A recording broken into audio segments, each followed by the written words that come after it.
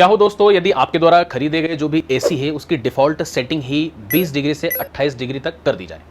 और ऐसा कार्य यदि सरकार के द्वारा किया जाएगा तो स्वाभाविक है आपके मन में एक सवाल पैदा होगा और वह सवाल यह होगा कि आपके द्वारा भुगतान किए गए एसी और उसके लिए जो जनरेट बिल होगा, अर्थात आपने जो ऊर्जा की खपत करी उसका बिल भी जब आप ही भर रहे हो, उसका भुगतान आप कर रहे हैं, तो सरकार का इसमें रोल क्यों? ऐसा इसलिए दोस्तों क्योंकि निकट भविष्य में हम लोग चुनौती का सामना जिसका करने वाले हैं वह है ऊर्जा संकट। अर्थात जितना हमारी जिस रेट से या जिस दर से हमारी ऊर्जा की जो खपत है या जो मांग है वह बढ़ रही है, वह हम निकट भविष्य में पूरी नहीं कर पाएंगे यदि हम लोगों ने ऊर्जा के बचाव या ऊर्जा दक्षता पर ध्यान नहीं दिया। आइए बताता हूं इसके बारे में कुछ फैक्ट्स के बारे में। आप जानिए कि यदि हम लोग हमारे एसी का जो टेम्परेचर है वो यदि 20 डिग्री से 24 डिग्री पर यदि शिफ्ट कर लेते हैं तो इससे आप 24% ऊर्जा की खपत की बचत कर सकते हैं। अर्थात हर 1 डिग्री के टेम्परेचर को बढ़ाने पर आप 6% की ऊर्जा की बचत कर सकते हैं, जिससे लगभग 20 बिलियन यूनिट और 10,000 करोड़ रुपए की बचत सरकार की हो सकती है, जिसमें हमारी भी बचत शामिल है। आइए दोस्तों जानते हैं कि भारत में आखिर ऐसा करना क्यों आवश्यक है। आने वाले 10 वर्षों में लगभग 15 करोड़ एसी खरीदे जाएंगे और पूरी ऊर्जा का लगभग 1/3 जो खपत होगी,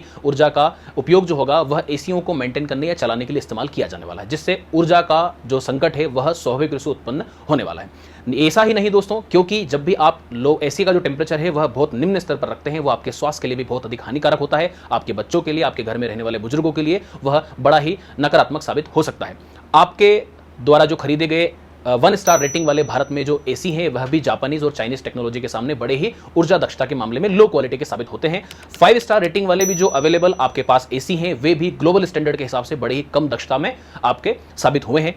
यदि हम लोगों ने हमारे व्यवहार में परिवर्तन नहीं किया और इसी व्यवहार में हम लोगों ने जो गैर जिम्मेदाराना व्यवहार हमारा समक्ष रखा सरकार के, इसी कारण सरकार को यह सख्त कार्य करना पड़ रहा है। हमारे द्वारा क्या प्रयास किए जा सकते हैं जिससे हम ऊर्जा की बचत कर सकें? आपको प्रकाश के लिए अधिक से अधिक हम एलईडी का इस्तेमाल करें, सीएनजी का इस्तेमाल करें, हम लोग इलेक्ट्रिक व्हीकल्स का इस्तेमाल करें। साथ ही हम ये भी प्रयास कर सकते हैं कि अधिक से अधिक हम जो भी कार्य कर सकें उसमें सौर ऊर्जा का इस्तेमाल कर सकें, जिससे निकट भविष्य में होने वाली ब्लैकआउट और ऐसी कई सारी ऊर्जा से संबंधित जो समस्याएं उत्पन्न होगी उनका निदान हम लोग साझे तौर पर निकाल सकते हैं। ऐसी ही जानकारी के लिए सब्सक्राइब और फॉलो करें यू अकेडमी के चैनल को।